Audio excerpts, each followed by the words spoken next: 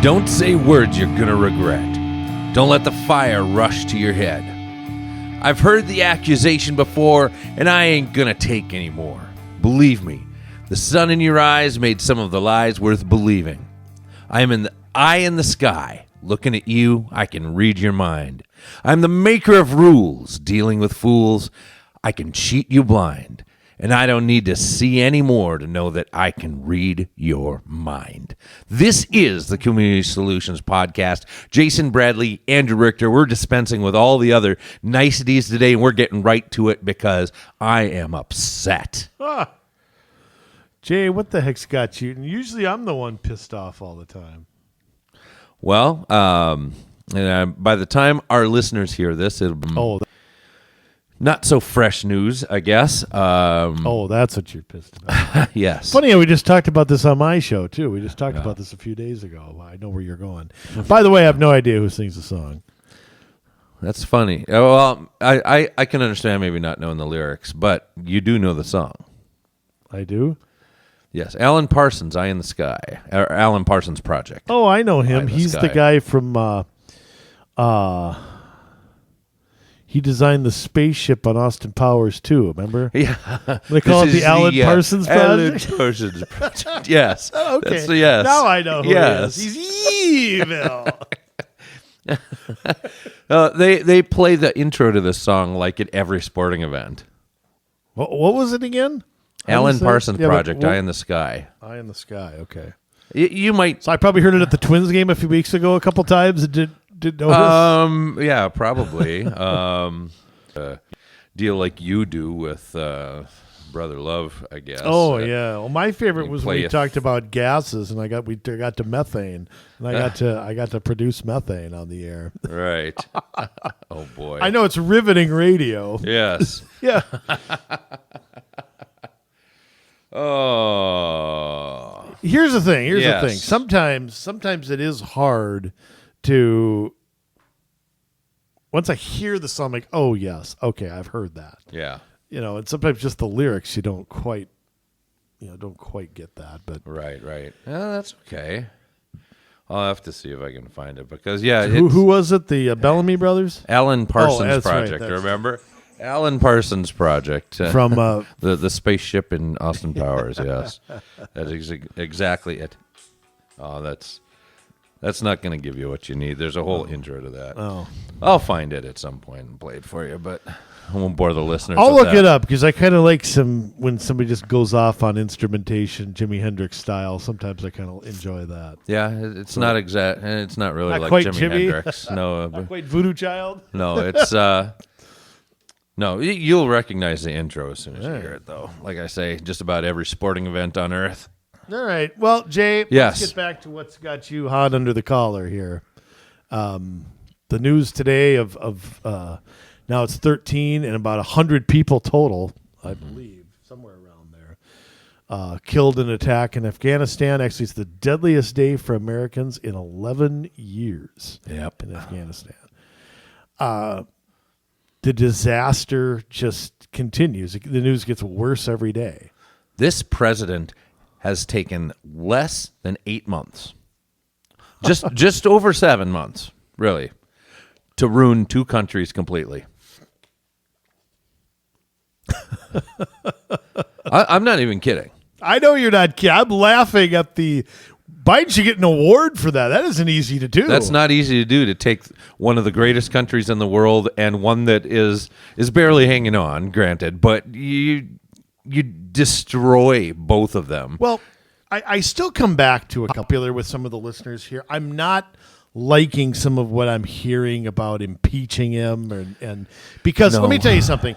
We went through 4 years of trying to get somebody impeached, trying to do that crap, and look where it's gotten us. Yeah. Look at who it got us in the White House. Okay, right. I honestly think that elections have consequences, and I think to play this game where the response to this is going to be to hold some hearing that isn't going to go anywhere is just for show at this point. Exactly. Left civilians and our people behind, yeah, they'd be court-martialed. Yep. Okay. And I really do think that the Joint Chiefs and the Secretary of Defense, who had to approve this. I mean, I'm sorry, this plan didn't come. No Lance Corporal over there is making these plans. No. I mean, this plan had to be submitted to somebody, and somebody high up, somebody in the. Who knows? I mean, who the hell knows who's making these decisions? I don't think it's the president. Okay, it is coming from the White House. That has been verified. Yeah, but I mean, who at the White House? Right. But it is coming from the White House. It has to. It had to come from there. Yes. You don't evacuate our military out of a country with the Pentagon and the White House having nothing to do with it. But it gets worse, Andrew. Yeah. Okay, I'm going to back up a little bit before this. I'm going to go to last night. I turned on the Blaze. Isn't he over? He is in the Middle East right now. Yeah, he's in charge of a charity called. He was on with Tucker Carlson earlier too. Oh, was he? Yeah. Tonight? Yeah, watch the replay. I'll have to do that. Yeah. Yes. So I didn't catch the whole interview with him, but he was over he is currently over in some undisclosed country in the Middle East. He's part of a head of a charity called the. Oh my word! Why am I drawing a blank here? Keep going. Yeah. Anyways, he and David Barton, who is amazing, amazing knowledge of our history and the Constitution, is also like in charge of this, the Nazarene Project, and so they go That's into the one? places. Yeah. Okay. They go into places where, especially like Christians, are being persecuted and killed, and they rescue people and get them out. But not just Christians. The first people they rescued were the Yazidis when that whole deal was going on. So, anyways, they go over there and they started. They have a list of people that they were going after to pull out of the country, and the State Department was telling them, "No, you have to take our people. You can't just take your people." And they got some of each, I guess.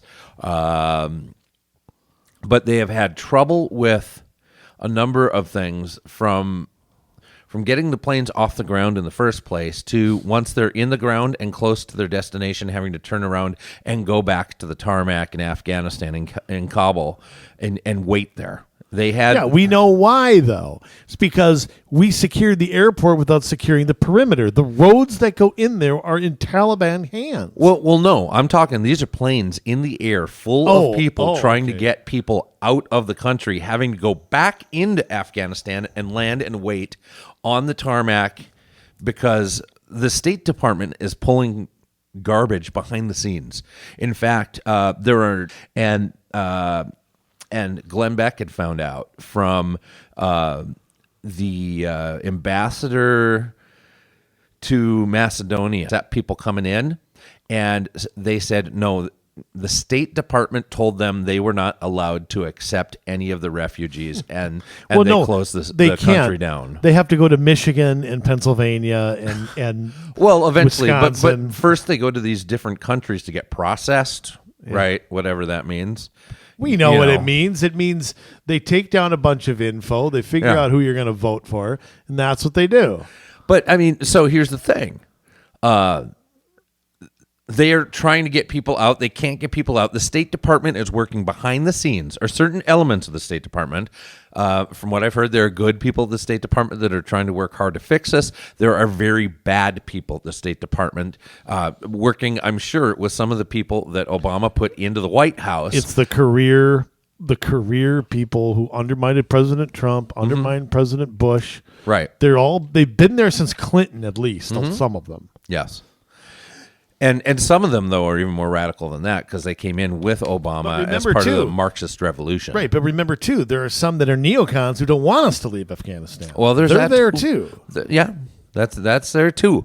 And that they're not wanting to leave. But then you've got, the Biden administration that is just like cutting and running, and you never pull out your military before... And you never set an end date before you get your people out, before you get your weapons out, before the last thing you do is say, all right, we're transitioning power and we've secured all of our things. Here's the other thing, too. When I saw the president today and he said, we're going to hunt you down. We're going to blah, Yeah. blah, blah. You know what I thought to myself? He was talking about his slippers before nap time. You're not going to do dick, Mr. President. You're going to do nothing. I'd be laughing at that if Joe Biden told me that. Yeah. You know what he's doing. He's looking at his poll numbers. I mean, here's another thing too. Why did it take all day to address the country? Yeah. Why was he a half an hour late to his own press conference? I guarantee you He had all day to get there. Where was he all? Did he have something more important to do? I mean, a little late from getting up from his nap. I don't know. I mean, the whole point is it was all okay. What do we say? Instead of just being straight Yeah. and going, look, whatever the case. I mean, he came out on. This is another thing too that is. You have to dig deep to find this. Yeah. Go back to his speech on July 8th. Now, I admit, I was on vacation that week. I was a little tuned out, and I didn't see it till afterward. But he talked about how nothing like this is going to happen.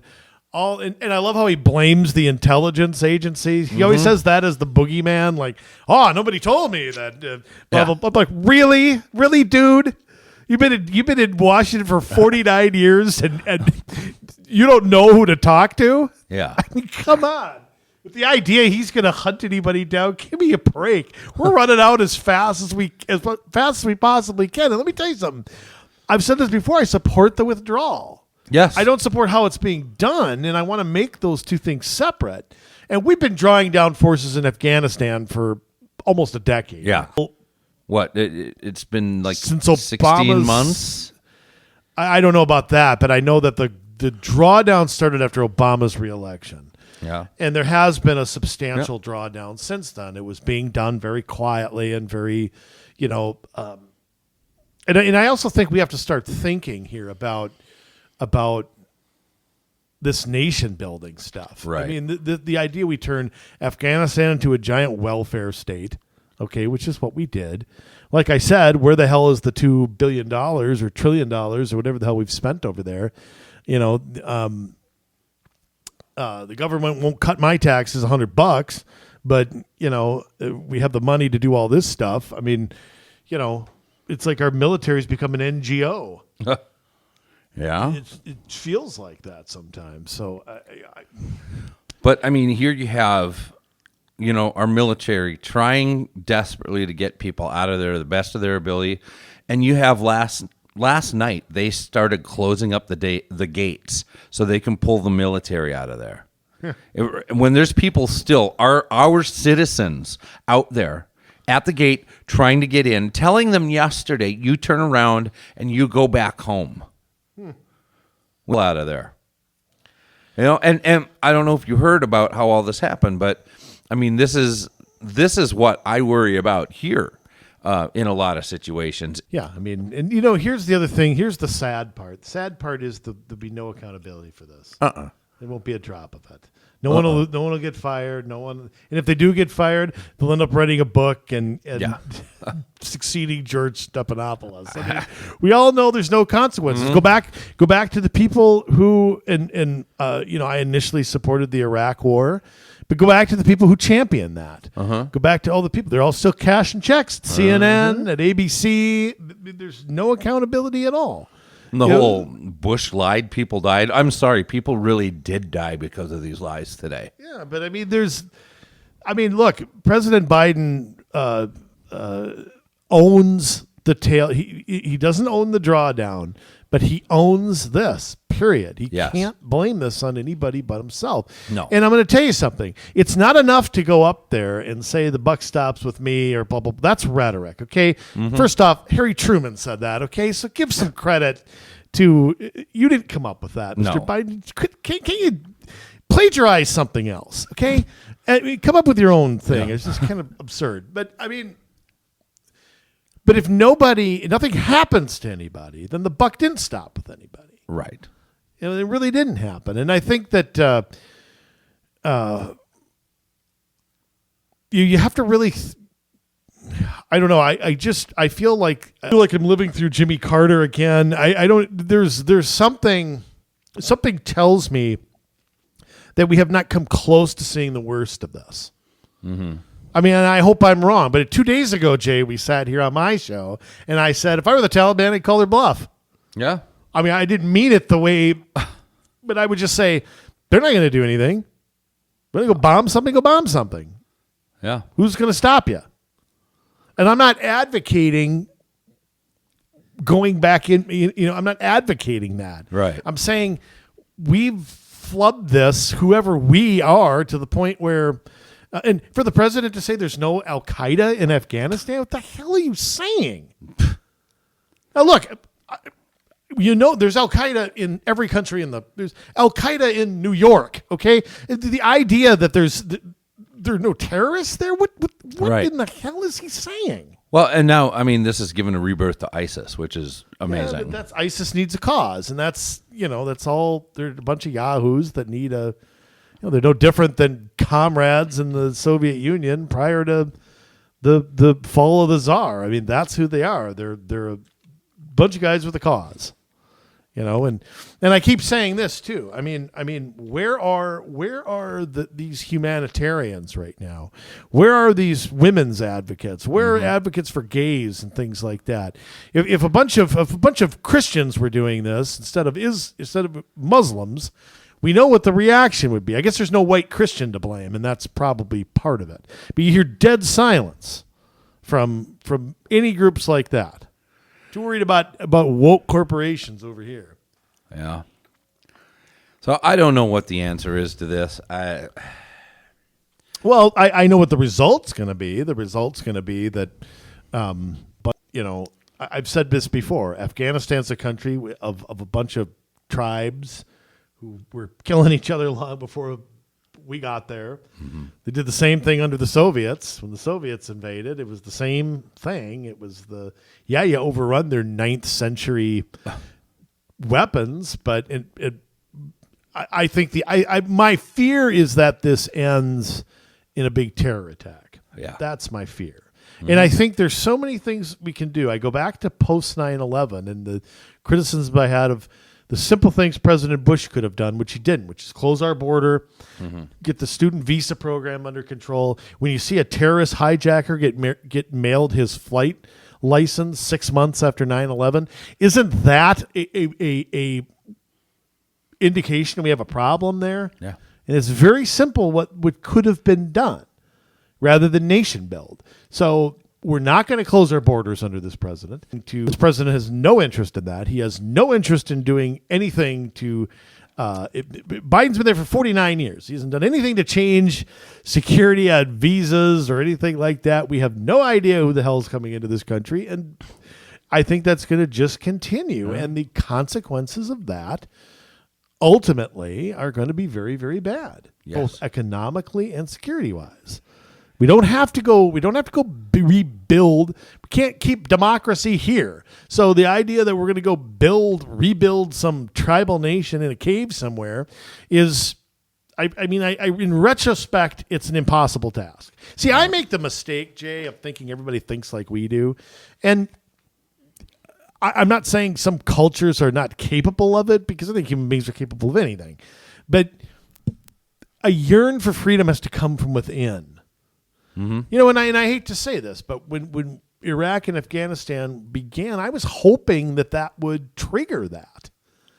I was hoping for an end to the Israeli problem over there, because Hamas and Hezbollah, when Yasser Arafat was alive, Saddam Hussein was their chief finance guy.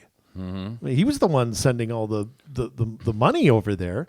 So I thought that, I honestly, maybe that was naive on my part, but I kind of thought that it would spark something worldwide, that people would see the results and want that. And maybe the Middle East is just a world we can't understand. I don't know. Yeah. I don't want to be there anymore.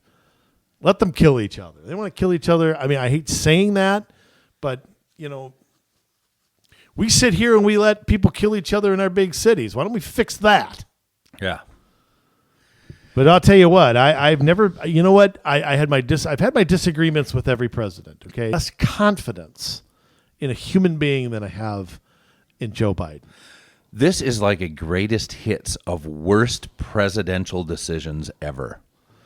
I don't know. I mean, who's worse? Warren, Take your pick. Carter, Harrison. I would compare him more to Carter. Yeah.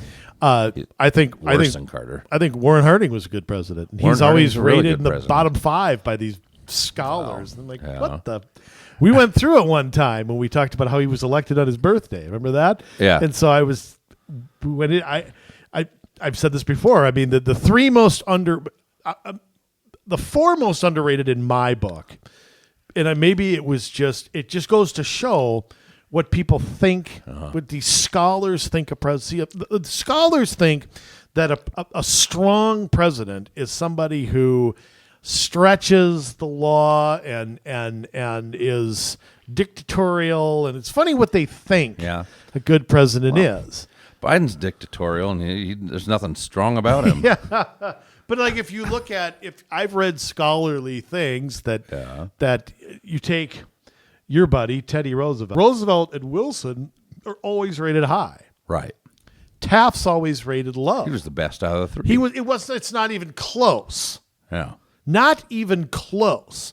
And I always say the 1912 election is the second most important election in our history, next to 1860. Right. And I argue the last one as well. Well, okay. It may be. It may turn out to be, unfortunately. It feels like that, certainly. But I think Coolidge and Harding are underrated. I think Cleveland is underrated. I think Cleveland, I think, is particularly underrated. I think there's reasons for it. I think the fact that, and I'm getting off subject here, but the one thing that I do see is Cleveland used his veto and was not. He let the Congress deliberate. See, the modern day president barks at Congress, right, and tries to get them. Cleveland took the opposite view. I'm the executive. That was always how he governed. He also, and I've said this before, that he did not fight in the Civil War. He paid a substitute. That was a traditional thing back then, but that didn't look good when he wanted to run for president. He was supporting his mom too. There were reasons, but losing, after his first term, and then coming back and having a second term, not conjoined to the first one. Very interesting. Yeah. I mean, that's the weird, such a weird dynamic to do that. Anyway. Yeah, I mean, I'm hoping that we don't come back here next week and the news is 10 times worse. I think I don't see anything good coming out of this at all. I don't see anything better coming out of it. If we're intent on pulling everybody out, I don't even think that our military is going to be able to be there a week from now. Or less than a week from now when the date is. I mean, they've already started pulling out. But you can't go back in. I mean, this idea we're going to go hunt people down, I don't know. I don't think so. Second we walk in their country after August 31st, war starts again, as far as I'm concerned. I don't know. Maybe why weren't these civilians evacuated 6 months ago? That's where I'm... Well, exactly. That's where I'm baffled on. I mean, what have we been doing since January then? Nap times and pudding. I guess so. I mean, I have to assume. I mean, remember the original date was in May, and for some reason it got pushed back by 8th. Yeah. And you sit here, you say to yourself how wrong this guy was, and then tell yourself, no, that's the commander in chief right there. But I'll tell you what has to stop is this impeachment. I mean, that's got to stop because, to me, I go back to elections have consequences. We can't impeach somebody because we don't like them. Okay. No. And yes, has he done awful things? Yes, sure. Has he done unconstitutional stuff? Every day. Okay. But the way to do this, okay, is to organize, run opposition, hang Biden around every frickin' person running who supported him. That's how this gets changed. And I don't want it. I don't want the Republicans to do what the Democrats did to President Trump. I don't want. If you do the same thing as them, what makes you any better? So it's already beginning. There are Republican senators who are out there calling for his resignation. I mean, come on. He's not going to resign. And we've got a person who talks less as a vice president. Okay, Yeah. so I mean, you have to send an Amber Alert out to get her. Oh, she went away, didn't she? She like went. She's nowhere to be found. She came out wore a mask the other day. Yeah. And I thought she hopped a plane to somewhere, didn't she? I don't know. They can keep her. But here's the thing, and this again was reported by the Blaze, that there is an ambassador from one of our strongest allies. I don't know which one. They didn't disclose that, but was speaking again with Glenn Beck and said that,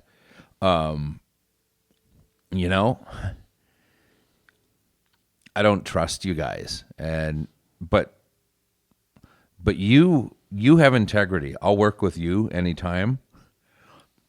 But until your president and vice president are out of office, we're not doing another thing with your country. Well, Yeah.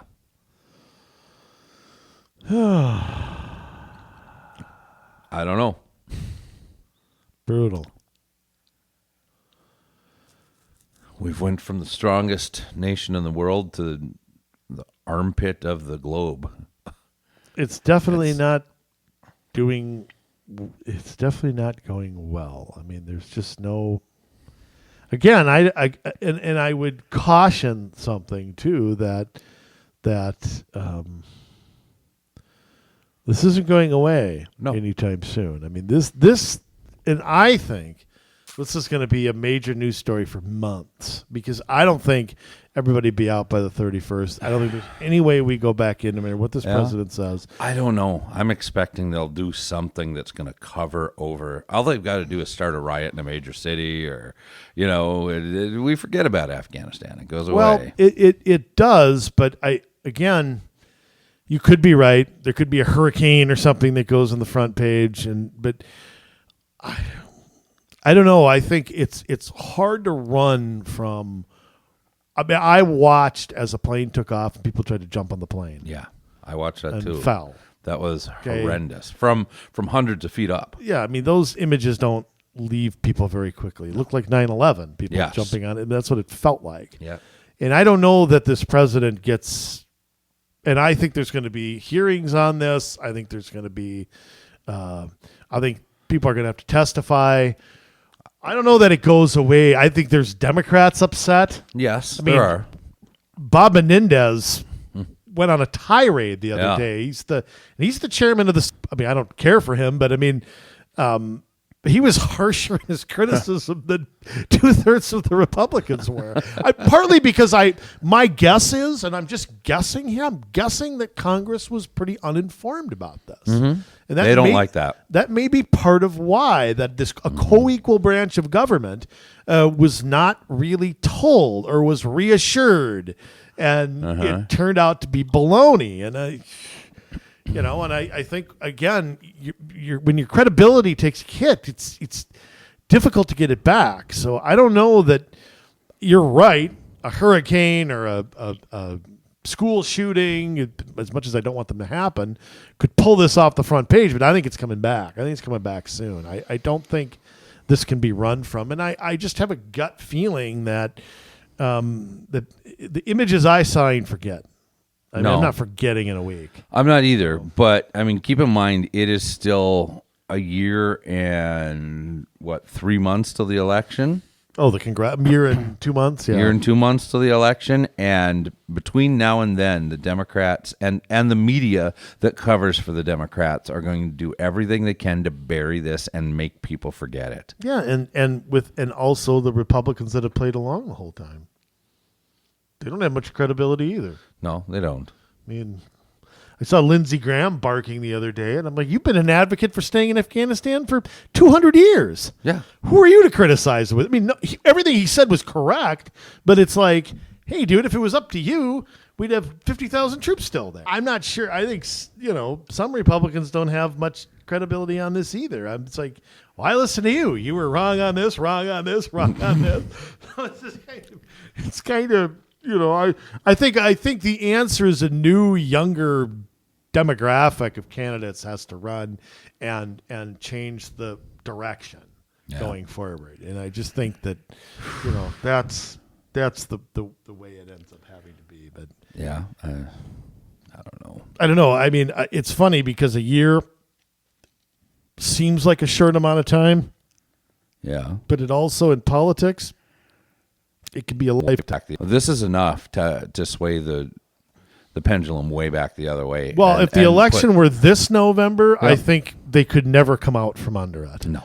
Next November, I mean, and you know behind the scenes, they're working on messaging. Yep. How do we blame Trump for this? Yep. How do we make it about refugees? Yep. How do we, they're trying to come up. The political strategy is probably more important to them than the troops on the ground. Absolutely. They'll get out or get killed or whatever, and everybody will forget about it in a month, and we have to control the messaging. Because if our people aren't making laws in Congress and keeping control of the government, everything's going to fall apart. So we have to stay in control. It's okay if people die, because the real important thing is that we stay in control. Look at our big cities. They've been dying left and right, and this president's not done a thing. How long did it take from the time that those riots happened all last summer to the election, and everybody forgot? That was such an important thing. Yeah. And the problem was that it was all COVID. The media used it to beat up President Trump, hoping that he'd lose, and he did. And that was the whole the idea. He was supposed to single-handedly stop it or something. And I mean, that unfortunately, that narrative and the fact the president couldn't really campaign like he wanted to. Yep. Biden could hide out and not do or say anything.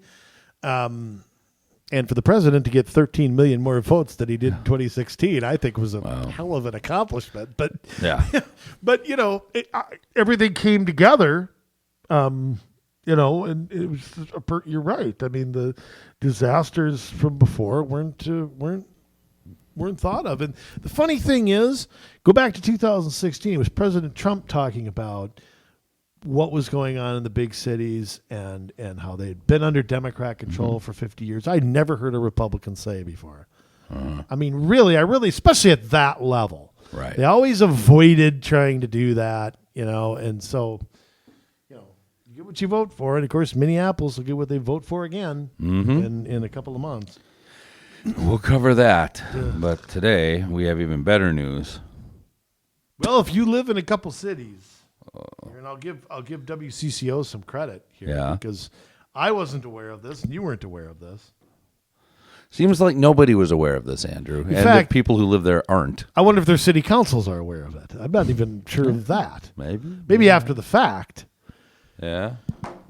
4 major Minnesota cities using tech companies to track residents' social media posts. The company that they are using, this ZenCity, which I believe is based in Israel,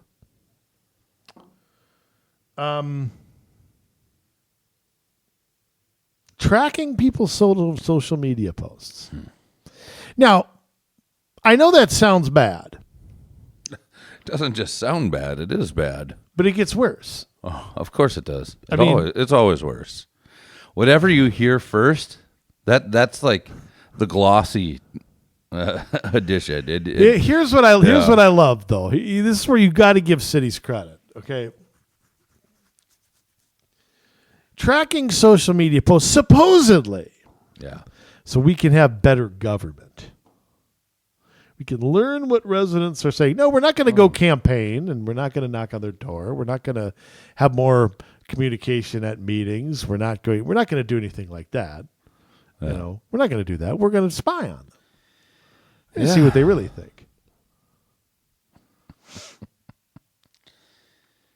Now, on their website, this ZenCity, on Twitter, they are at ZenCityLO. I-O. Yes. Okay.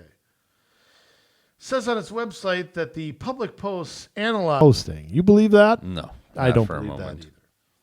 Maybe they don't identify it to the cities, but I'm sure that they keep track of it. I don't believe that either. Yeah. I think they do tell the cities. I mean, there's obviously, and also here's some things I'd like to know. Are you watching the same people, different people? You know, I mean, are there because I mean, here's the thing. Go back to 2010, okay, and say the city of Crystal was doing this to certain folks who lived there. Yeah. Namely, the two people in this room. Right. Okay. What do you think? Are you telling me they are going to get saying it? Yeah. I doubt that. I mean, Doubt that very highly. I know how well read our blog is and was. I mean, so yeah. They kept very close tabs on what we were saying. They didn't have to pay anybody to do it either. That's I'll get true. into that. We put all our stuff right out there. We didn't hide. We put our names to it. Okay, that's different than that's But I mean, there's an argument, Jay, that your social media. First off,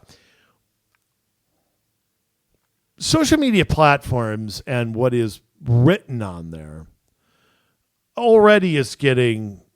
How do I put this?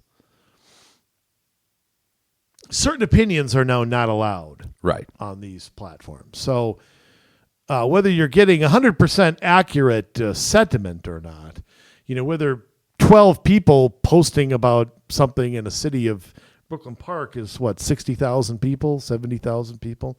I don't know that accurately measures anything. I mean, that's just me. Right. And I'd like to know how they are, like not everybody's Facebook page says where they live.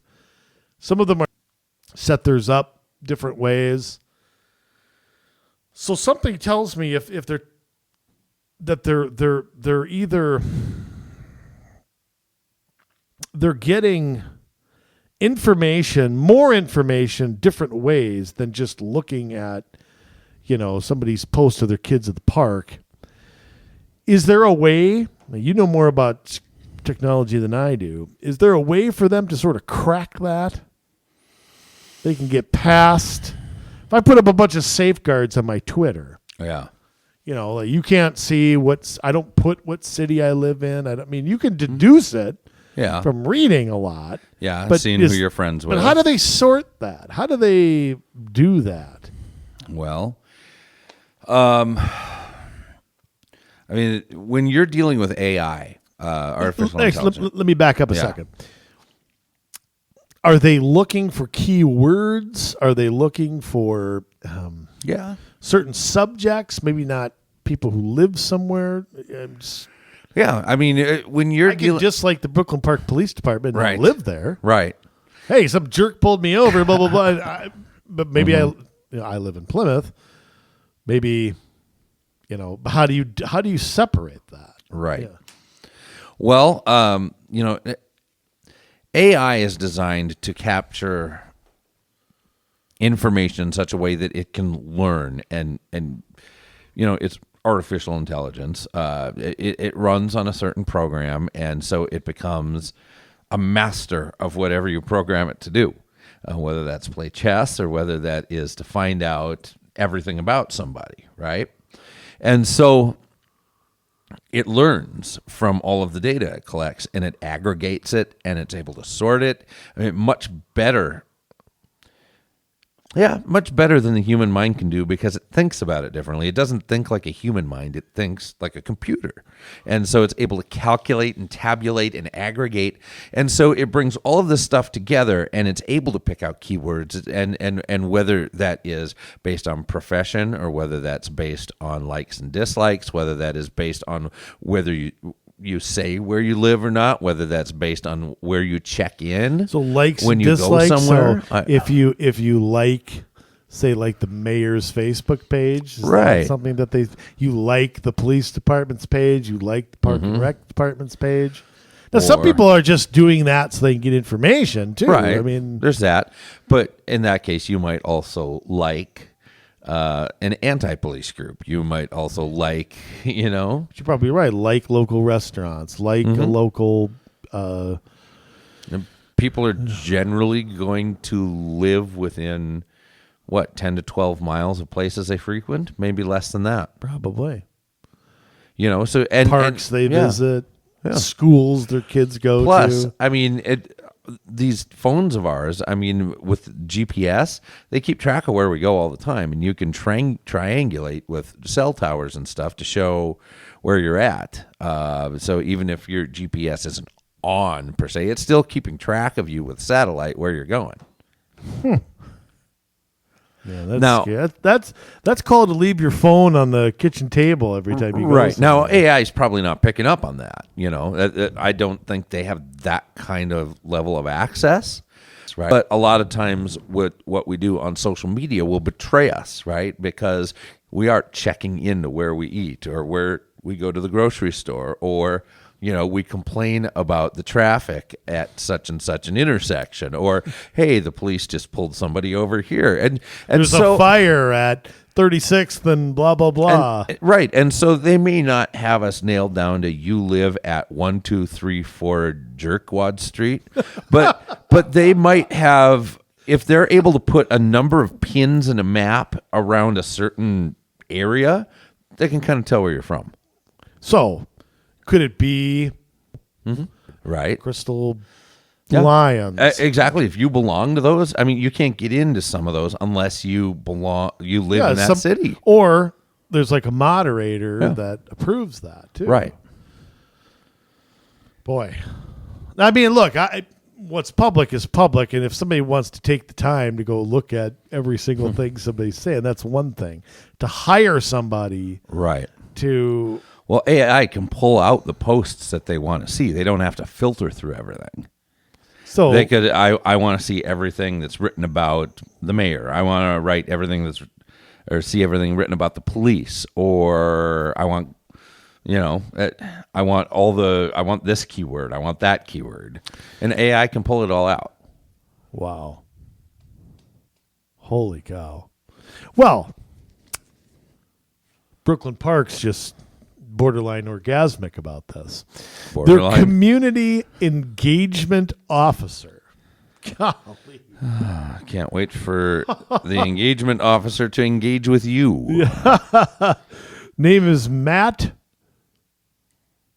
Rabe or Rabe, R-A-B-E. Rabe? Sure. Okay. Close enough. I don't know. Rabe, the community engagement officer. I'm guessing he don't make $35,000. No. With the Brooklyn Park Police Department has a community engagement officer.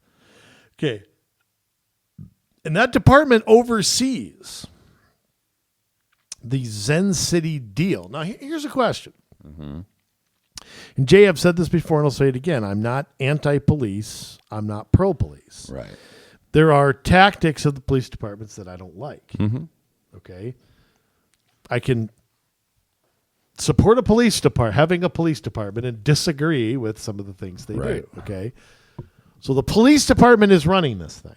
Mm-hmm. One of the things we wanted to focus on was how can we augment our messaging to increase trust, increase that legitimacy, and raise the positive sentiment, Rab said. Jay, what's wrong with that sentence? Well, besides everything. Everything, yeah. So you wanted to focus how you can augment your messaging. Right. To increase that trust. So let me interpret that. You don't have the trust of the residents. You want to know how you can fool them. You want to know what kind of to propaganda to create. Yes. To sway people's opinions. Exactly. You've got a predetermined outcome, and you want to know how to get people on board. You don't want to change what you're doing. No. You just want to fool people into thinking everything's okay. Change what they're doing?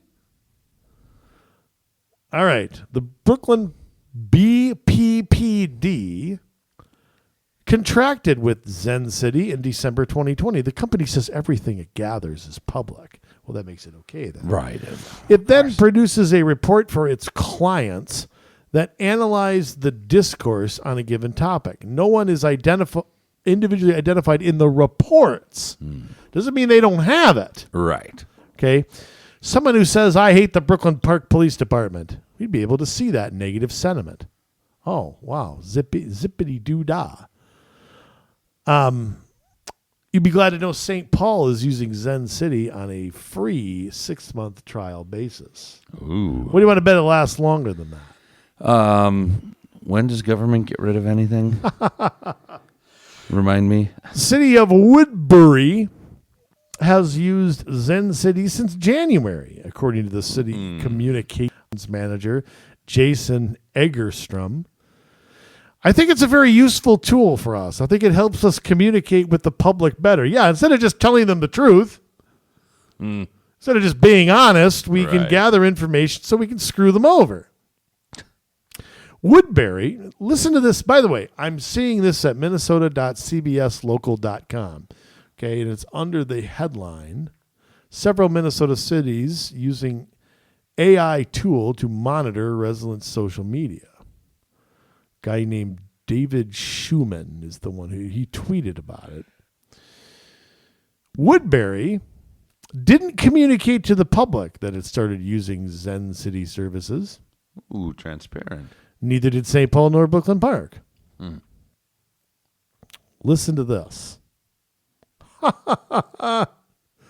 Who's this person? Who's Gemberling? Did I miss something? Oh. There's a guy here from St. Paul who's pissed about it. No. The people who sell the message, we shouldn't worry about this. Part of their message is always transparency. But if you don't do it transparently, how do you mitigate the issues? Kind of makes sense. But of course, St. Paul having none of it. Right. St. Paul says that they won't be renewing the trial when it expires at the end of the month. Oh, well, that's because it's not free anymore. Now you have to pay for it. Yeah, you can't renew the trial. Yeah. What? Woodbury's city. Okay. So here in Woodbury, the city council approved paying $16,000 for a 1-year contract. What's funny is I can't find any evidence of that. I've been scouring their I Googled everything I could think. I'm not reading 300 pages of garbage on their website. Right. Okay. And I don't see where that, I can't see that contract. I go to ZenCity's website. No contracts are there. Brooklyn Park is paying $18,000. I wonder why they're paying more for their contract. Raby says the money came from the police department and communications budget, which did not require city council approval. Oh, wow. So let me ask this. Does the city council even know? I don't know. Do they care? Maybe not. I can think of a few people on the council that don't care. Yeah. But seriously, you can spend money, gather social media data on citizens you represent, and the people who represent them aren't told about it and have no say? How do you like paying your taxes to get monitored and tracked? How does that feel? Yeah, how does it feel to pay for the How does it feel to pay for your own prison? According to its website, ZenCity also counts Rochester, North Mankato, of course, Rochester, Yeah. and Eau Claire, Wisconsin, as its customers. And Jefferson County, Wisconsin as well. Really? Yes. Okay. Where's that in the state? Oh, you're going to make me look that up. No. I would imagine by the importance of the name. It's funny. One of the most, and that's where this is going in, come up with. Talking about Madison, I'm guessing. Yeah, that's where I would guess it is. But we'll find out. We have to know these things. Yeah. We have listeners in Wisconsin. So We do. Jefferson County comprises the Watertown, Fort Atkinson micropolitan statistical area. There, that comes up again.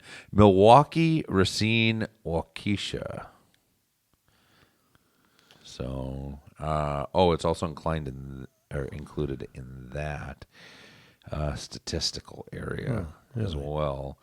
But yeah, I would assume then, okay, Jefferson County has... Okay, it's between Madison and Milwaukee. Yeah. I got a quicker answer than anybody. Yeah, you did. I'm Yep. showing you the map, Jake. Yeah, I see that. So Jefferson County, right by Madison. So Jefferson and Madison. A ZenCity spokesperson told WCCO in a statement, community feedback is vital to local government leaders, and ZenCity and our partner cities believe the ability to show up at a meeting should not prevent anyone's voice from being heard in the halls of power. Yeah, well, it's one thing if you choose to make your voice heard.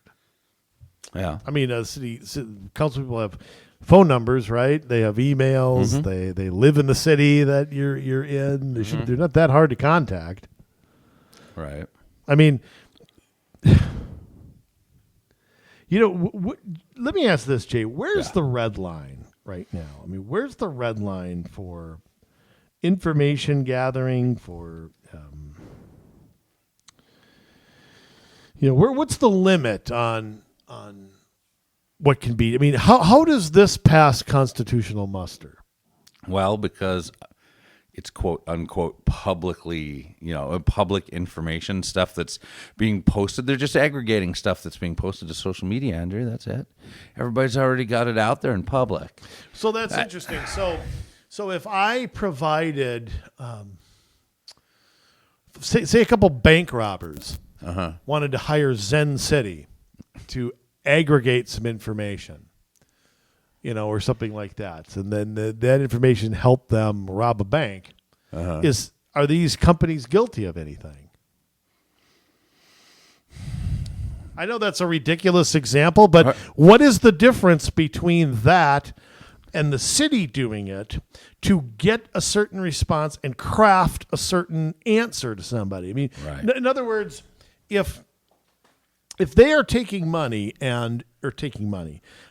information, okay, and you might say, well, this is public, but an AI, like you're explaining it, is not a bunch of human beings going through and looking at a handful of posts or a site. Right. This is very different. This is going through all of this. Right. Giving them information with nobody knowing about it till now, but I mean, nobody knowing about it before, and then crafting messaging, basically lying to people, okay? Right. Or how, we're going to give a good example of this in a minute, right on ZenCity's website, and they brag about what we're gonna tell you. How is that any different than that? How is that okay? But I mean, what if I decided to do this to government? I'm going to hire these guys to go through a bunch of government stuff. Yeah. Give me a bunch of information. I mean, I'd be put on a watch list. I mean, right. And how many times does government fight back against FOIA requests? Yes. A lot. And freedom of information. Yeah. Yeah. I mean, all the time. Yes. They don't give you everything you ask for. Or you have to be very specific. A lot of times you have to file many of them. Yeah. I've seen that happen before. Yeah. It's like information that And that's all public info. Right. I mean, and they'd make that as difficult as possible. Yes, they do. But however, they can just swoop in and they can think about it and use your money to do it. Yeah. I mean, think about that. Think about that for a second. Yeah. What could that $18,000? I mean, it doesn't sound like much. It's a lot to me. Yeah. I mean, okay. Case study. This is right on ZenCity's website. Okay, so somebody wants to rip on us for this. I mean, I'm reading it off of there. All right. Okay. You and I always source where we get stuff and do stuff. Yes. Okay. This is a success story in Meriden, Connecticut. Now, I'm not sure. Success for who? Not the citizens. Yeah, good question. Meriden, Connecticut. Meriden, I don't know how you pronounce it, but Meriden. It is, Connecticut's not a huge, it's between Hartford and New Haven. Isn't everything? Yeah, pretty much. Okay. But I mean, picture Connecticut in your head. Uh-huh. Okay, and Hartford's like right in the middle. New Haven is down on the Atlantic Ocean, Right. on the other side of the coast. You've got we'll call it in between. I don't know how many miles are between there. Maybe 20 miles, 30 miles to Hartford. Okay. This is the introduction of the problem that was going on. The problem was not following rules at the park. Okay. Due to COVID-19, local government authorities had to completely rethink their standards for regulation of park youthage, as Dusty Rhodes would say. In Meriden, Connecticut, the community considers its inventory of blah, blah, blah, blah, blah, blah. During the height of the coronavirus pandemic, the city used ZenCity to fill in the information gaps related. Read on. Here's the challenge. Okay. During the coronavirus, they chose not to close their parks. Okay. Residents were happy about that. Many residents took advantage of the park space but disregarded safety measures. Oh, naughty, naughty. City management proceeded to dispatch drones as a means of ensuring park visitors maintain. So what does that mean?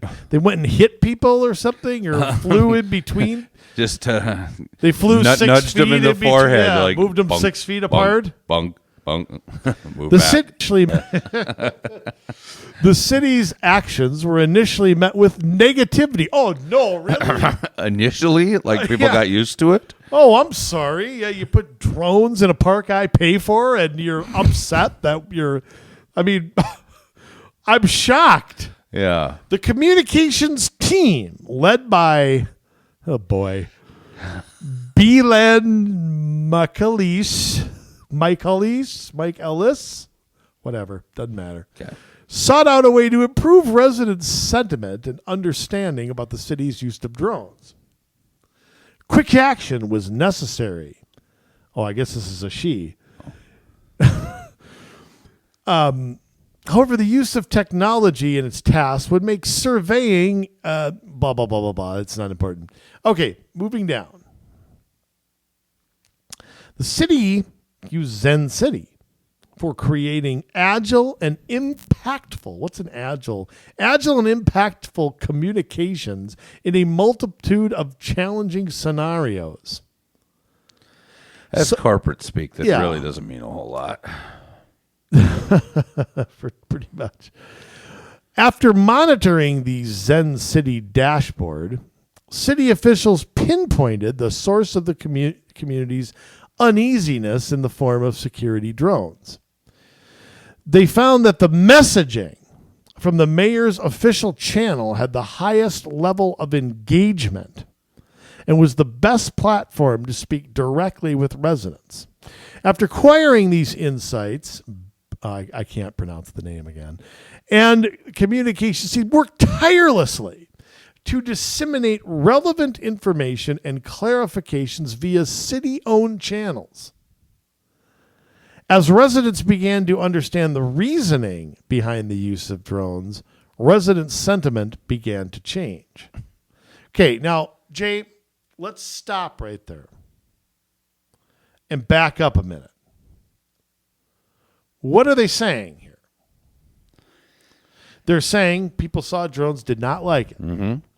So we're not going to respond to the fact they don't like it. We don't care that they don't like it or not. Mm-hmm. That's not relevant at all. We're government. We know best. We don't care if you don't like it. We're No. going to do whatever the hell we want to, and we don't care if you don't want it or not. Right. So they had to figure out how to message that so that sentiment would change.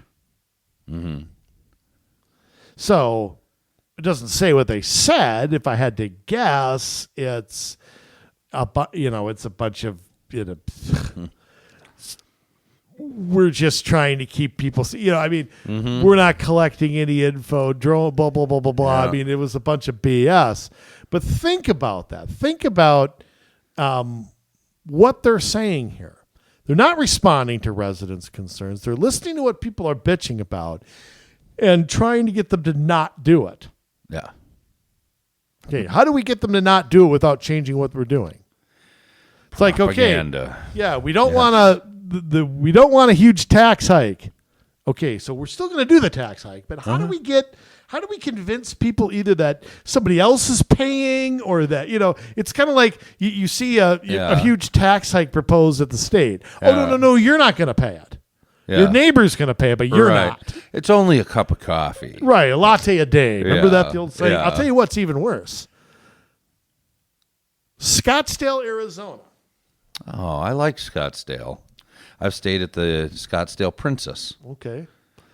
I don't like Arizona at all. Oh. I've stayed in Phoenix. There's nothing there. I don't know why it's so popular, but I really enjoyed staying there. That was fun. okay. Well, I'd go back to Arizona. I'd never seen the Grand Canyon or anything. I haven't either. I'd go do that. The challenge in Scottsdale, Arizona, Yeah. was that too many general obligation bonds were being rejected at the ballot. They must have some sort of something that they have to vote on. The law must be different in Arizona. Yeah. Reached a critical point. So they had to change public sentiment. Yes. In order to be better positioned for a 2019 bond package, the city needed to provide residents with reliable information to allow them to make an informed decision. Let me translate. Right. We had to tell them what to think so they'd vote the way we want. Absolutely. Yeah. Jokers. At first, the city assembled a dedicated subcommittee, filled, I'm sure, with city staff and council, blah, blah. Yeah. Conducted open houses. Meaning they came up with the idea and sold them on it the way that they wanted to. Exactly. These in-person back represented only a couple hundred highly engaged and active residents. Well, that wasn't good enough. So came time to get whatever you call it, the algorithms or whatever going through, and they reduced negative sentiment and brag about getting the bond passed. They ultimately helped the city get the bonds passed. And they go into blah, blah, blah, blah, blah. And how they used city channels to get that done. Wow. So, I mean, again, it was the city's rejected something 20 times, and we have to get them to not do it. Yes. So is this really good? I mean, and they have example after example on these sites. I mean, from all places all over the country. Yeah, cities, 200 and a handful of counties, and places in Israel as well. But there's examples from Spokane, Washington. There's they call them case studies. Yeah. And you could look at Pasadena, California. Oak Ridge, Tennessee. That doesn't sound. I mean, the Oak Ridge Boys. That's I mean, right. Oh man. Yep. Watching my. He watched my Facebook post, Elvira. Oh, that's terrible. What do you want? I'll tell you what. I'm surprised. I'm surprised that we haven't seen school districts use this. They're probably the next customers. Oh, I'm sure. Especially with everything that's going on with school boards right now and what a hot issue it is. Oh, hell yeah. To figure out where the people are that are complaining about critical race theory and how do we lie about what it is? Yeah, how do we change our messaging? Because that's what Democrats are really good at. Well, that's what everybody's good at. I mean, a lot of messaging isn't just used by one side, unfortunately. Yeah. How the city of Apache Junction, Arizona, used data to assuage resident concerned after a $245 million state land sale. 245 million beans? Holy cow. And again, once again, they brag about the 80% of the stuff was negative in this sale, but they turned it around. Yeah. With a video, they turned it. Yeah, I mean, by tracking residents' reactions to the land sale and using data to analyze these reactions, the city was able to respond effectively to a divisive and upsetting topic with a clear social media video targeting residents' concerns. So, in other words, they spied on us, saw what we didn't like, took it, twisted it around to see how they could get people to now support it. And what do you want to bet? This is the other thing, too. There's no opposition. There's nobody out there to make a video countering that. Right.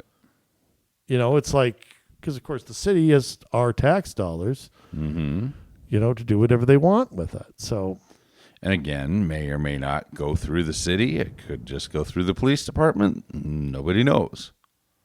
Yeah, and I still wonder, who, how much. Oh, I like this. Yeah. Lorain, Ohio. I don't know where the hell that is. It's in Ohio, I'm guessing. Yes. Lorain used a community survey to help the council approve a tax measure for their November ballot. Lack of resources. The challenge is to raise city funds to support local parks. Do it for the children. Yes.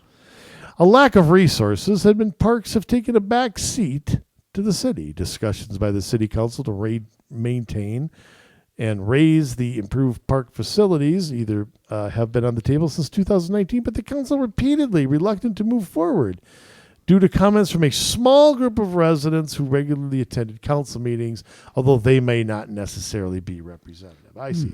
The people who are showing up and opposing it, we got to get around them.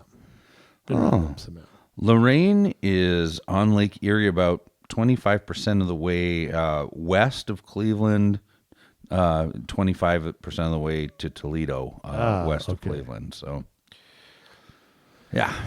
Okay.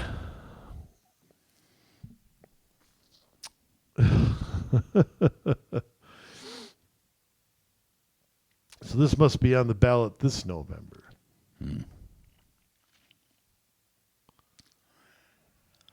So to me, this is very dangerous because this is really dealing with psychology is what it is. Oh, that's true too. This is social engineering. This is how people feel, and we need to change what people are thinking they feel into how we want them to feel. And so because we have access to this information, we can get people to accept anything that we want them to. And it doesn't necessitate being honest. Instead of listening to the people, it is swaying people in what they believe.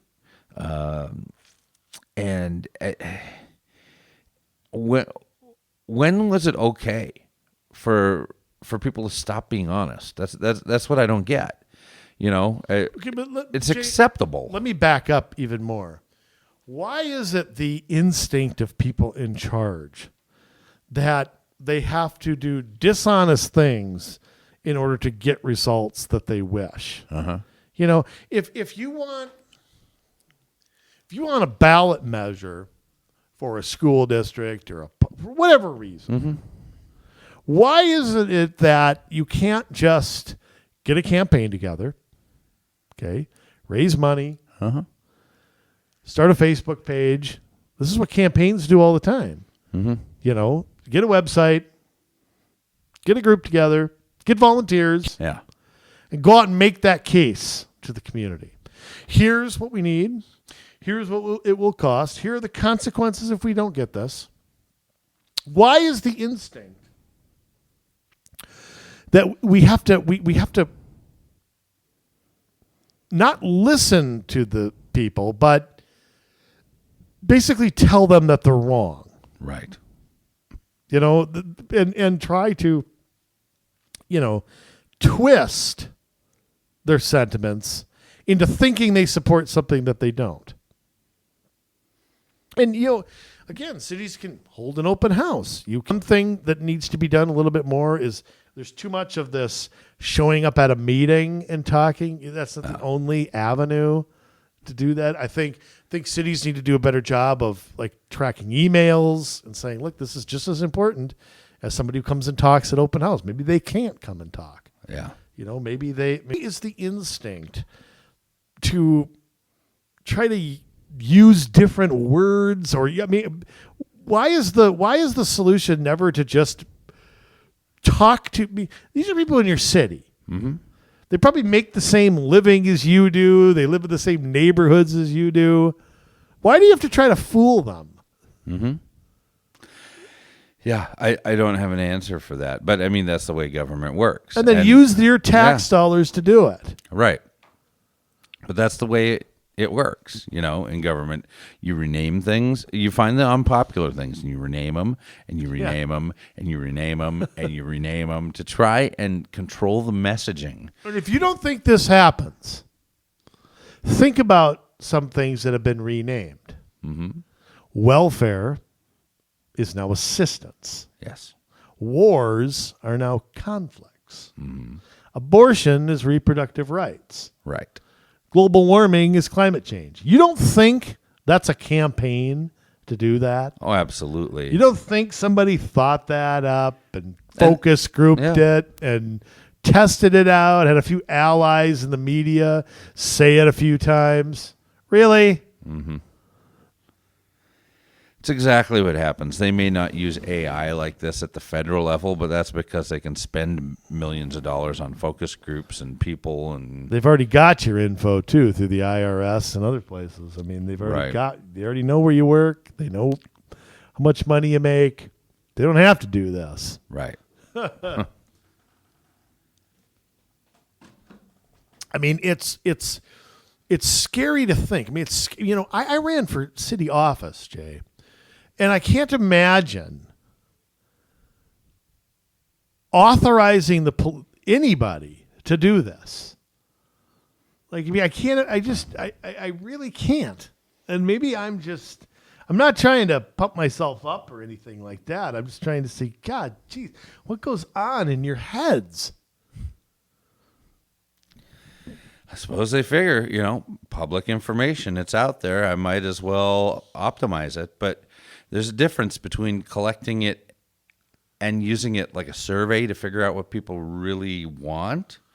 But there's a difference between that and then the twisting of the information and forming propaganda out of it to sway people's opinion. Yeah, and those surveys, if not something I'm a favorite, No. How they ask the question. And I mean, I get a little bit. It's like, I want an essay. I want an essay survey. Give me an essay. Right. Let me write what I really think rather than ask you a question that's designed to get a certain answer. I just want, I don't know. I'm so disturbed by, and I don't know why. I don't get shocked by, nothing government does shocks me, but it is amazing how, a city right next to us like Brooklyn Park is, I always say this. There's also unintended consequences. There could be security breaches at these places. There could be, I don't buy that they're not taking people's names down and things like that and keeping an eye on so-and-so. I mean, I'm sorry. I don't buy that that's not happening. I mean, I can't believe the Brooklyn Park Police Department would get information about people talking trash about the Brooklyn Park Police Department and not know who did it or no interest in finding out. I mean, I'm sorry. I just don't believe that.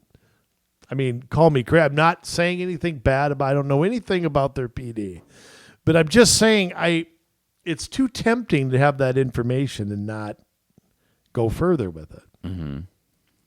And what future campaigns do you use this on? Well, this is only going to get more and more. I mean, they're testing it out. They're using it for a handful of things, but it's only going to get more and more prevalent. But you're right. School districts are where I really see this being used all the time. They use consultants and stuff already. Mm-hmm. that you pay for to try to sell something to you. Yep. So this would just be the logical next step. The technology's clearly there. Mm-hmm. Technology's there to go as far as you want. So, I mean, I don't know. It's pretty frightening. Just information. Jay, look at it this way. Think about the country 30 or 40 years ago. And think about it now. Yeah. In terms of info and what's out there. Oh, I know. I mean, it's like we've gone from the Flintstones to the Jetsons in our lifetime. Yeah. And it's only going to get more so. And the rate of speed of technology is going to double faster and faster and faster. And how about tracking things like podcasts? Yeah.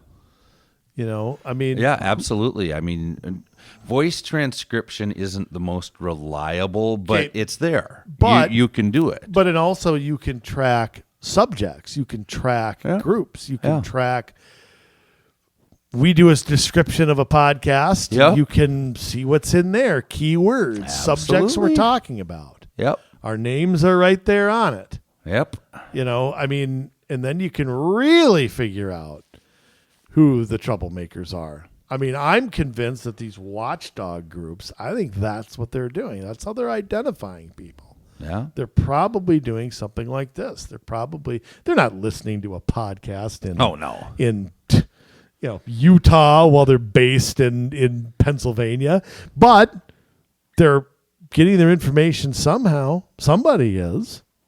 Yeah, transcription services, I mean, it'll listen to the podcast, in a written report, and you can do a keyword search. And like you say, with show notes and this and that. Damn. Wow. No place to run, no place to hide, huh?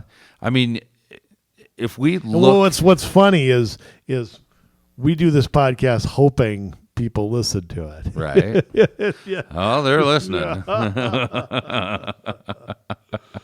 They're listening. I interrupted you. Well, I sit amazed, and I don't know if you've ever read like Brave New World or 1984, but I have not read 1984 completely, but I have read most of it. I know the gist. But I mean, we're living it, we're going through it where, thought crime and, the government's got an eye into what we say and what we do. Thought crimes are worse than actual crimes. Right. In many cases. Yeah. Crazy. And just you think about like in 1984, how it was all about propaganda and getting people to think in a different way, mass surveillance. Right. Things like that. Yeah. I know it. It's just, we are living at the surveillance state. I mean, it's just, and I would argue too that one of the things about the propaganda is that cult of personality propaganda. Mm-hmm. Bernie Sanders has it. You can't tell me Barack Obama doesn't have it. I mean, there's that cult of personality that was very big in totalitarian countries. Yes. That there was like a ridiculous devotion. And you see it on the right too, with people like Ron Paul. I mean, there's this cult, literally.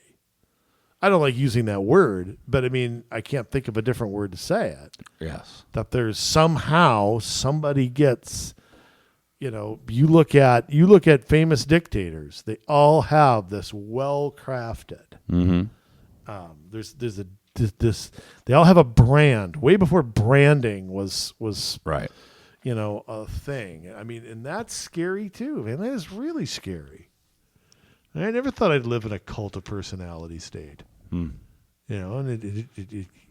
yeah, you can cultivate that. I'm baffled by it. I don't know. It's just a scary. I mean, it's an exciting time on the one hand, because I think of things like our podcast, which we couldn't do 20 years ago. Right. So there are good parts about it, but just how out of, I just can't believe in my lifetime how much things have changed. I mean, honestly, this has to be like going from like a horse to a plane in your lifetime, but in like 25 less years. You know, it's like if you were born in 1890 and you died in 1975, okay, you started off with a horse, you lived through machine guns, atomic bombs, planes, cars. Yeah. I mean, TVs, radios. You know, I mean, that's kind of what it's been like for you and I in 30 less years. Yeah. You know, I mean, we went from a Walkman and a black and white Emerson 13-inch TV that I bought with my lawn mowing money. Mm-hmm. All right, it wasn't black and white. But I mean, you know, we've gone from all that to everything is in our pocket now. Mm-hmm. Well, that's just a scary thing. I mean, it's just, it's frightening, man. Dystopian story. I mean, we're kind of there. I mean, you look at like Atlas Shrugged and the Fountainhead, and just how government and business are starting to work together to overcome the individual. Oh my God, that may be the most scary thing. And you couple it with technology like this, where they're able to find out information about people, and you know, you have businesses, these big corporations that are going to, okay, so here's what we want to do. How do we achieve it?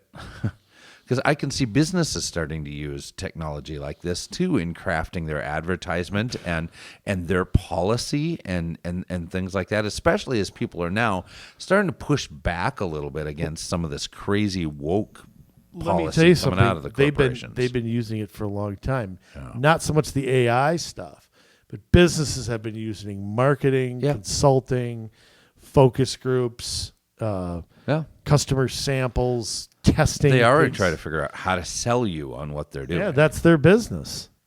But it's not gonna be Wendy's Where's the Beef anymore. Right. It's going to be a some sort of, I can't even put it into words what it's going to be like. Well, a lot of people think it might be personalized, like, oh, they're so and so, like they get a retinal scan of you. I mean, you've seen like, well, how about places where you have a card when you go there, right? And it scans, and they know everything you buy and everything every company they sell it, to individual. Like, I mean, I don't know how many times I've Googled something, and then gotten on like Facebook, and there's a Google ad from what I Googled on Facebook. Right. And they're saying with a lot of the chips and stuff that they're putting into for the smart technology, that, you know, your refrigerator will be able to at some point read, hey, Andrew likes to really keep ribs and he's low on ribs. I'm going to order ribs for Andrew, and you won't even have to order the ribs. Oh my God. Really? Yes. Well, if it was low on string cheese, I would like to know that.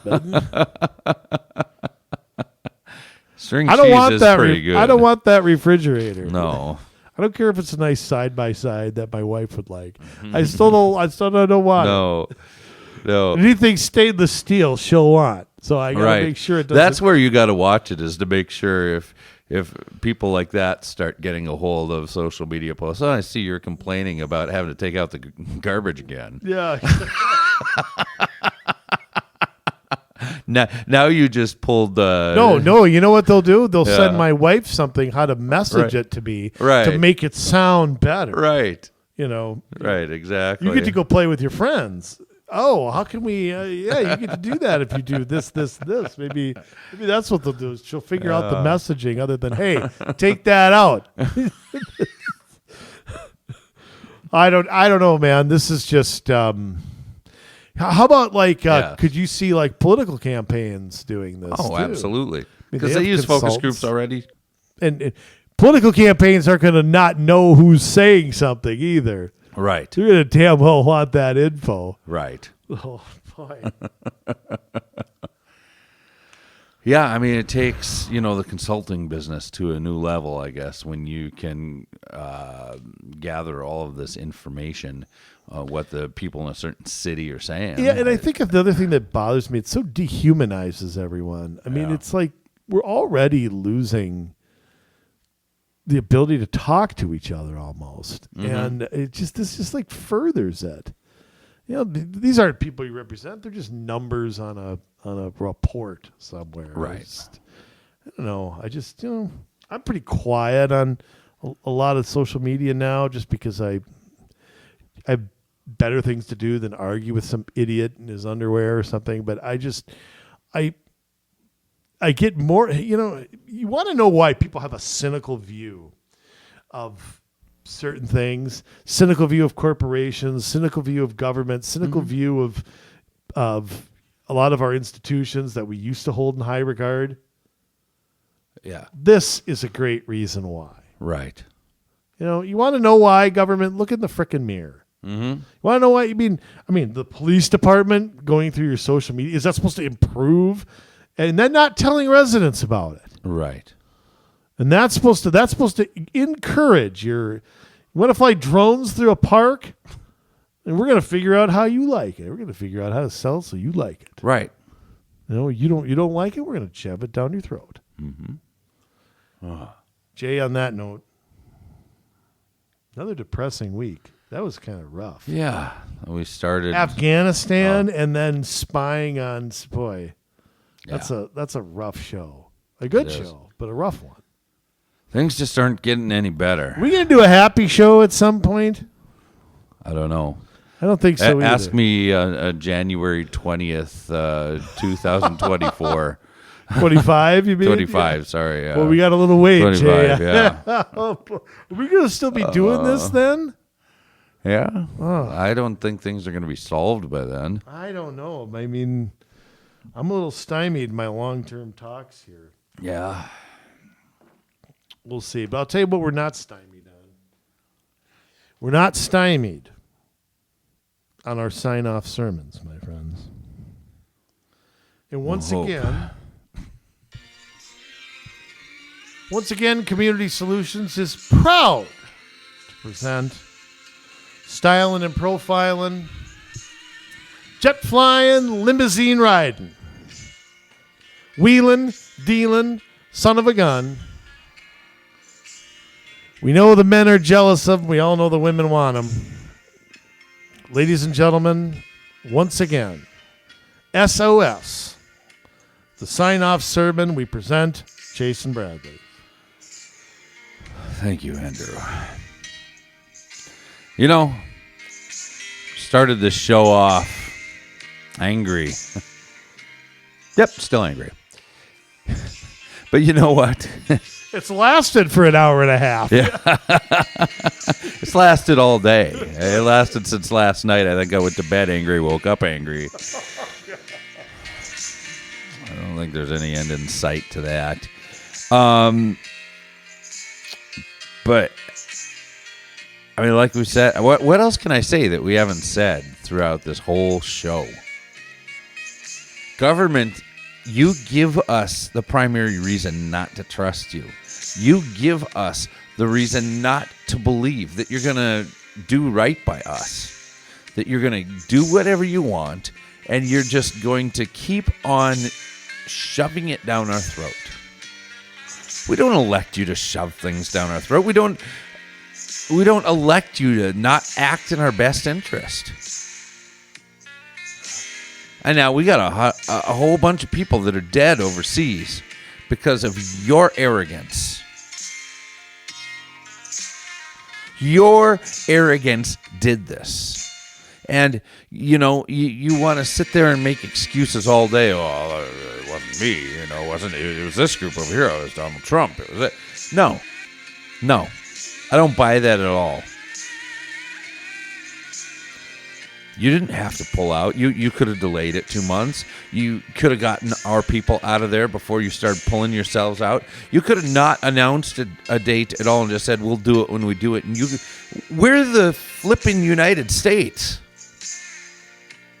All it takes is one missile in the middle of the night to take out somebody. I mean, that's what President Trump did, right? You kill one American, anything goes awry, and I know where you grew up. We're going to take it out. And guess what? We didn't have anybody die. As soon as noontime nappy comes along, though,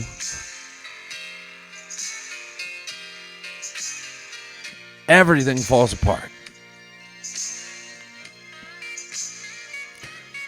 We've got to figure out a different way to do this. We can't sit back anymore and be passive about it. You know, yeah, I understand. As a Christian, I need to pray for my government, my president, on down to my school board. And I do. But that doesn't mean that I have to pray for your blessings. I pray for your wisdom. I pray that you will stop the error of your ways. I pray that this land will be blessed because of what you do instead of cursed. But there's a whole lot of cursing going on. When we've got dead military people in a foreign country, when we've got Americans, fellow Americans that cannot get out of a foreign country, and where you shut them out and they can't get out because of you. When we've got riots in our streets and we've got things, unmentionable things happening in California, in Portland, in Seattle, in Chicago, in New York. The list goes on and on and on and on in Minneapolis. When these things are going on in our society, within our borders, when we're shipping COVID-ridden immigrants, instead of at least sequestering them away and allowing them to get better before releasing them, no, we're just going to take them, COVID and all, and ship them all across the United States, and then we're going to blame the people of the United States because there's a COVID breakout. Yeah, that has nothing to do with the people you shipped all over. You think we're dumb. You know, and there are a lot of us that don't pay attention. There are a lot of us that are content with listening to what goes on CNN or MSNBC, who are so in the tank for this guy. Now, they're starting to complain a little bit. They're starting to see things that even they can't defend. What does that say? But yet here we are, stuck with this guy until 2025. Well, you know what? There are things we can do. Everything's not about a president, and this is what we preach here at Community Solutions Minnesota. Everything is not about a president, a vice president, a federal Congress, a federal Senate, a Supreme Court. No, we've got a state Senate. We've got a state, no. We've got sheriffs and county attorneys and hospital boards and city councils and school boards and soil water conservation districts. And we've got appointed positions. And we've got advisory commissions. There are things that we can control. We can shut down a lot of this madness if we would just step up and do it. We wouldn't have as much reason to complain and whine if we had just a little bit of control over how things happen where we live. If we would be responsible for that little corner of the world that we call home. But yeah, it's a lot easier to like a negative story about President Biden on Facebook. A lot easier to retweet something stupid that Governor Walz does. And we can go about our day, go about our life, feel good. We've put in our 2 cents. But let me tell you, you're not going to feel good. And that's evidence because you come back and you like other stories and you retweet other stories. No, destiny is calling you. Destiny is calling you into a place where you have a voice, where you are able to speak up for yourself and your friends and your neighbors and your family, where you can preserve freedom for your children and your grandchildren, where no matter what that guy does in Washington, no matter what that guy does in St. Paul, you have a voice arguing about stuff on the internet, or you can make a difference. Yeah, I know it's a lot more work, but anything that's worth something is worth the work that it takes to accomplish it. Nothing that is worth it is easy. It didn't take a lot of people to win the Revolutionary War. In fact, most of the population decided not to get involved. But with a minority of the population, they did it. And with a minority of the population, we can do it too. 2%. 2% of Minnesotans that think like us. And we can change this state. We can change our cities, our counties, one by one by one by one by one. And then we find the cream of the crop, and we have people going into the state houses, the state senates, into the state executive branch, and making a difference. We find people going to Washington that maybe can't be bought, and they make a difference. I'm looking for people that want to make a difference. Right now, we're helping a bunch of people. I know it's an odd year. You know, here we are sitting in 2021. It's an odd year, but we still have people coming to us and asking us for our help. Asking us to help put together a campaign for them, to give them an opportunity to make a choice for their family. I invite you to do the same thing. Yeah, we do this podcast every week. We give you all the free information that we can think of, and you know, we are more than happy to answer questions over email or whatever. More than happy to. More than happy to speak to people about what they can do. But we also advise people on how to run a good campaign. What kind of strategies can they employ to give them a shot at winning? And you know, we got a real good batting average. So if you're looking for, if you feel overwhelmed, you don't know what to do, hey, with us in your corner, you just increased your odds a whole lot. So we'd love to start that conversation with you. Get a hold of us at commsolutionsmn@gmail.com. That is commsolutionsmn@gmail.com, because there is nothing worse than a population that just watches its government slip into tyranny and they do nothing. No. I'm not going down like that. And I hope that you've resolved that you're not going down like that. We are here to help.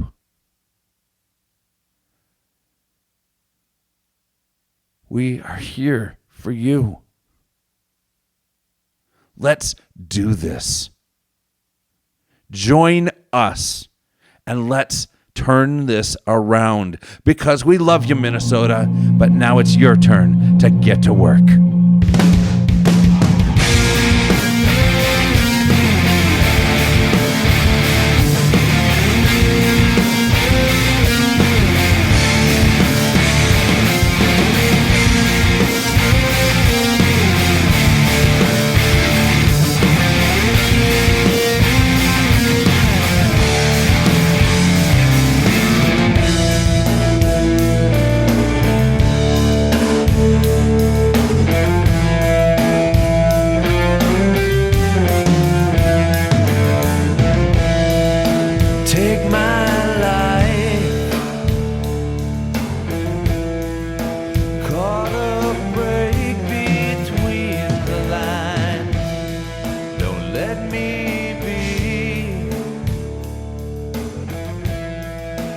get too caught